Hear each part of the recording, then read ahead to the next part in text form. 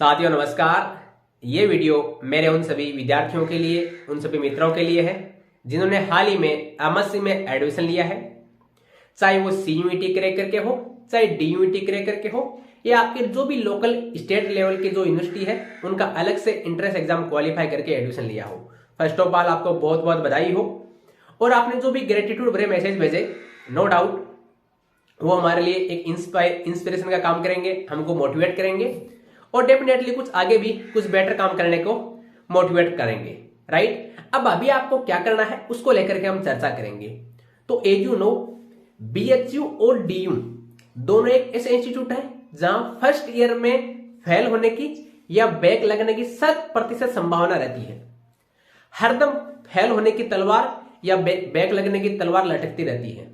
तो आप जो भी, अगर आप नेट और गेट की तैयारी कर रहे हो तो एक बार उसको थोड़ा सा धीमा कर दीजिए और इतना श्योर कीजिए कि आपके फर्स्ट सेमेस्टर में कहीं बैक न लग जाए।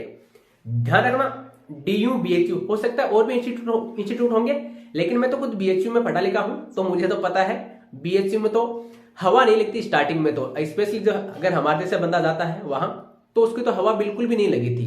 राइट, ऐसा लगता कि यार कहां फंस गए। नो डाउट डीयू में भी सेम पोजीशन है। आपके सीनियर्स से आपने सुना होगा कि भैया फेल होने की संभावना है, थोड़ा फर्स्ट सेमेस्टर को ध्यान से निकाल लेना। अगर आप फर्स्ट सेमेस्टर को ध्यान से निकाल लोगे तो आपको आगे दिक्कत नहीं आएगी। क्यों? क्योंकि अभी जो आपकी जो करंट जो नेचर थी वो थी ऑब्जेक्टिव क्वेश्चन सोल्व करने की, लेकिन अब आपको थ्योरेटिकली परफॉर्म करना पड़ेगा। राइट, तो डेफिनेटली फर्स्ट और सेकंड सेमेस्टर दोनों को सीरियसली लेना। राइट, दोनों को सीरियसली लेना। अगर फर्स्ट सेमेस्टर में बैक लग गई तब भले ही आपने जेआरएफ निकाल लिया होगा, वो आपकी 1 साल और खा जाएगा। राइट, जेआरएफ की तैयारी तो 2-2.5 महीने में आराम से हो जाती है अगर आप बीएचयू, डीयू, जेएनयू, एचसीयू या और भी रेपुटेटेड इंस्टीट्यूट में स्टडी कर रहे हो। और मैंने निकाला भी है, ऐसा नहीं है, हवा में बात नहीं कर रहा हूं। मैंने एमएससी के दौरान ही without any coaching second semester के साथ नेट है, फोर्थ सेमेस्टर के साथ जेआरएफ एंड गेट है। राइट, तो मैं वही बता रहा हूं जो पॉसिबल है और जो वास्तविक है। ठीक है, अब आपको अभी क्या करना है, एक चीज तो ये कि आपको एमएससी में अच्छा खासा परफॉर्म करना है। और एटलीस्ट अगर आप आगे कहीं पीएचडी करने का प्लान है, आपका आगे पीएचडी करने का प्लान है, अब पीएचडी करने का, एमटेक करने का प्लान है, तो एटलीस्ट आपके 8 सीजीपीए या 80% आपके एटलीस्ट होने चाहिए, आपको बनाना पड़ेगा। अगर आप पीएचडी करोगे तो जाहिर सी बात है जेआरएफ बहुत लोगों के होंगे, तो ऐसा तो है नहीं कि आईआईटी सभी बंदों का इंटरव्यू करा दे, नहीं कराएगी। वो क्या करेगी, कुछ शॉर्ट लिस्ट करेगी। तो शॉर्ट लिस्ट के लिए जेआरएफ या गेट के साथ साथ आपको कुछ पॉइंटर या सीजीपीए को भी प्रायोरिटी देगी। तो at least you have to score 8 CGPA या 8+ सीजीपीए, 8+ सीजीपीए या 80% से ज्यादा आपके परसेंटेज मार्क्स एमएससी में आपको मेंटेन करने हैं। उसके लिए कैसे करने हैं वो अपने सीनियर से सलाह लीजिए, आप जिस भी इंस्टीट्यूट में पढ़ रहे हो।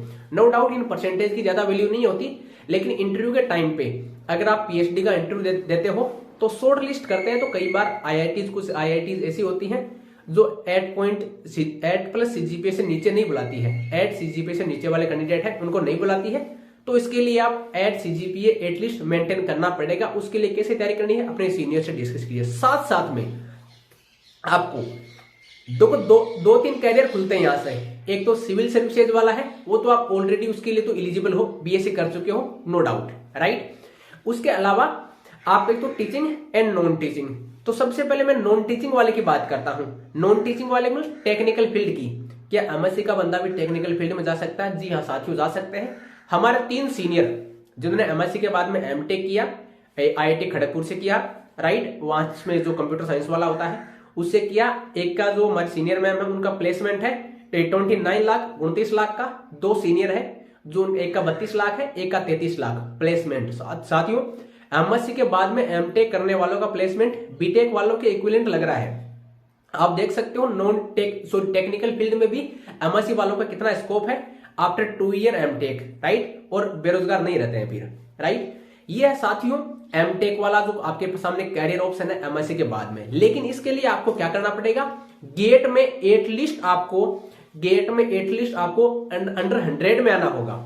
अगर आप एमएससी मैथमेटिक्स के स्टूडेंट हो तो साथियों आपको गेट में अंडर 100 रैंक में आना पड़ेगा। अगर आपकी गेट में अंडर 100 रैंक है तभी वो आईआईटी खड़गपुर जैसी संस्था है आपको without interview, direct without test आपको डायरेक्ट एमटेक में एडमिशन ऑफर करेगी। कब?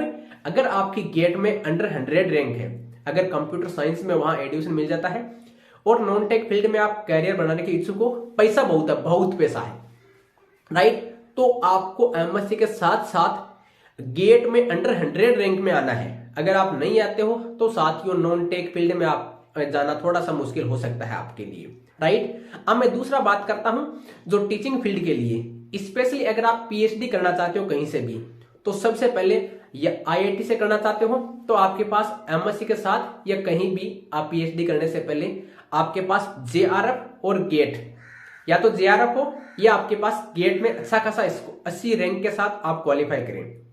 गेट या जेआरएफ अगर आप अच्छी रैंक के साथ क्वालिफाई कर लोगे तो डेफिनेटली आपको आईआईटीज है या जो भी आइजर है, नाइजर है, आईएसआई है या जो भी सेंट्रल यूनिवर्सिटीज है, बीएचयू है, डीयू है, वहां आपके पीएचडी करने के द्वार खुल जाएंगे। आपको रिटन एग्जाम नहीं देना पड़ेगा, डायरेक्ट आप इंटरव्यू देकर भी वहां पीएचडी में एडमिशन पा सकते हो अगर आप पीएचडी करके असिस्टेंट प्रोफेसर बनना चाहते हो तो।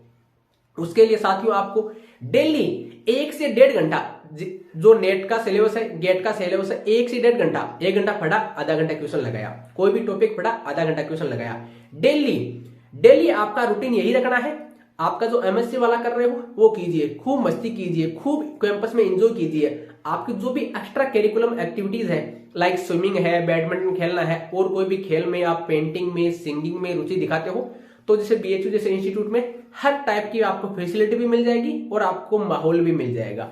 आप खेलिए, कूदिए, खूब मस्ती कीजिए, जिस जहां भी रह रहे हो खूब घूमिए। लेकिन उसके साथ में आपको एमएससी वाला तो देखना है ही, एमएससी वाले के साथ में आपको एटलीस्ट 1.5 से 2 घंटा, 1.5 घंटा निकालो सफिशिएंट है। मेरा टारगेट था कि मैं लगभग 1 घंटे सुबह 4 से लेकर के सुबह 5 के बीच में मेरा ये नेट, पूरा नेट को समर्पित रहता था। सेकंड सेमेस्टर के लास्ट में स्टार्ट किया था थोड़ा, राइट। तो लगभग 1.5 घंटा डेली आप नेट या गेट के सिलेबस को, जो भी अपना डिप्स का जो नोट्स है उनको फॉलो करते जाइए। 1 घंटा जो टॉपिक पढ़िए, नोट्स पढ़िए, उसमें कंसेप्ट देखिए और आधा घंटा क्वेश्चन प्रैक्टिस कीजिए। उस पर बेस्ट प्रीवियस ईयर क्वेश्चन मिल जाते हैं टॉपिक वाइज एंड सब टॉपिक वाइज। टॉपिक पढ़िए, क्वेश्चन लगाओ, टॉपिक पढ़ो, क्वेश्चन लगाओ, बुक से पढ़ो, नोट से पढ़ो, वो आपकी इच्छा है, लेकिन मैं नोट्स प्रिपेयर करता हूं कि वो एक कॉम्पैक्ट फॉर्म में अपने पास मिल जाते हैं। नोट्स पढ़ो, ट्यूशन लगाओ, नोट्स पढ़ो, ट्यूशन लगाओ। 1.5 घंटा is sufficient for NET and GATE, आपको अच्छी रैंक के साथ। मैं भी अंडर 100 रैंक में आई है मेरी भी जेआरएफ में, राइट। तो अगर आप 1.5 घंटा ऑनेस्टी के साथ में अगर आप नेट या गेट के सिलेबस को देते हो तो डेफिनेटली आपकी एमएससी के साथ ही आपकी जेआरएफ भी हो जाएगी और आपकी गेट भी हो जाएगी। कहीं कोचिंग की जरूरत नहीं पड़ी, मैंने आज तक कहीं कोचिंग नहीं ली है और जेआरएफ तो करवाई है अभी असिस्टेंट प्रोफेसर हूं राजस्थान में, राइट। तो सेल्फ स्टडी से भी पॉसिबल है अगर आप डेडिकेटेड डेली की साला 1.5 घंटा तो देना ही, साला कच्चू भी हो जाए, राइट। ये सब तो आपको करना ही है, राइट। तो एक्स्ट्रा करिकुलम एक्टिविटीज है, लाइक स्विमिंग है, सिंगिंग है, स्केच बनाना है, जो भी आप कुछ करते हो जिससे आपको कुछ आनंद की अनुभूति होती है, वो चीज आपको सीखनी है। पैसा तो बहुत आ जाएगा, आप अपने फील्ड में एक्सपर्ट भी बन जाओगे, लेकिन कुछ एक्टिविटीज है, हॉबी है, अगर वो नहीं पालोगे तो साथियों आगे आपको जीवन जीना थोड़ा दूभर हो जाएगा। तो चाहे स्विमिंग सीखो, बैडमिंटन खेलना, और भी किसी खेल में ऐसे खेल सीखो जो 2 या 3 लोग मिलकर खेल सकते हैं। जैसे बैडमिंटन वाला दी बेस्ट रहता है, उसमें एक लोग को और पकड़ा कि आजा भैया खेल लेते हैं, ज्यादा जगह की जरूरत भी नहीं पड़ती, राइट। या स्विमिंग है, स्विमिंग के लिए भी स्विमिंग पूल जाना पड़ता है, और बीएचयू जैसे इंस्टीट्यूट में तो स्विमिंग पूल है भी, राइट। हम भी वहां से सीखे हैं स्विमिंग, राइट। तो कुछ एक्स्ट्रा करिकुलम एक्टिविटीज है जिनसे अपने आप को जो अपना इंप्रूवमेंट हो सके, जो अपने को इंप्रूव कर सके, जो मेंटली है या जो अपनी क्या बोलते हैं हॉबी, एक हॉबी भी डेवलप हो सके उससे, राइट। इन सब को करते हुए एमएससी वाला भी कवर करना है और गेट या जेआरएफ वो वाला भी आपको कवर करना है। एक गेट और इनका तो ऐसा सिस्टम है कि अगर आप एमएससी के साथ में अगर आपका जेआरएफ या गेट नहीं होता है तो आपको मेंटली प्रेशर आ जाएगा, आप लोगों पर कैरियर का भी दबाव होगा कि आपको आगे घर वाले बोलेंगे भैया कमा कर ला, राइट। गर्ल्स है तो उनकी शादी का प्रेशर भी आ जाएगा, राइट। तो बाहर एक कैंपस में आपका ये गोल्डन एरा है, कैंपस में आप रह रहे हो, आप एमएससी के दौरान आपका स्वर्णिम युग है। इसके बाद में आपकी लाइफ टेंशन फ्री नहीं रहने वाली है, आपकी परेशानी और बढ़ जाएगी। सबसे ज्यादा फ्री समय आपके पास अभी है, अगर आप अभी फ्री समय को यूटिलाइज नहीं कर पाओगे तो आगे आपको मुसीबत का सामना करना पड़ सकता है। तो डेफिनेटली मेरी बातों पे गौर फरमाइएगा। अगर आप टीचिंग वाले पीएचडी वाले फील्ड में जाना चाहते हो तो आप गेट और जेआरएफ के साथ साथ एमएससी वाला तो करना ही है, उसके साथ साथ कुछ ऐसी एक्स्ट्रा करिकुलम एक्टिविटीज में आपको पार्टिसिपेट करना है, स्पोर्ट्स में है, राइट। और जो भी मैंने बताई है उन सब में आप में पार्टिसिपेट करोगे तो डेफिनेटली एक हैप्पी और हेल्दी लाइफ जी पाओगे। अब मैं बात करता हूं गवर्नमेंट जॉब की।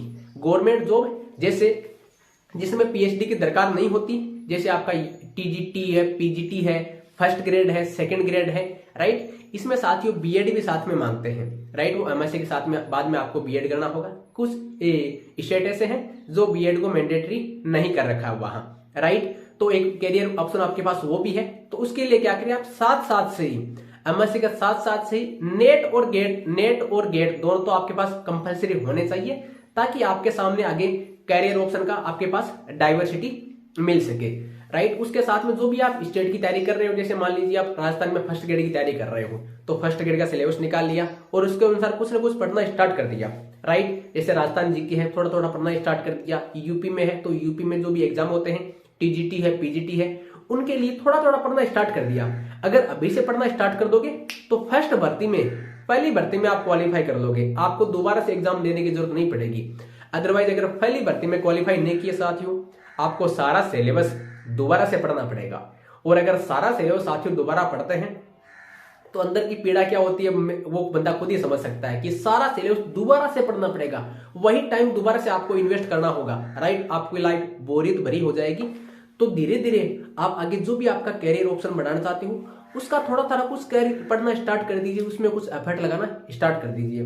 तो आई होप मैंने मेरा जो मैसेज था मेरे उन सभी विद्यार्थियों के लिए जो इन्होंने हाल ही में एमएससी में एडमिशन लिया है उनके लिए मैंने कन्वे करने का प्रयास किया है।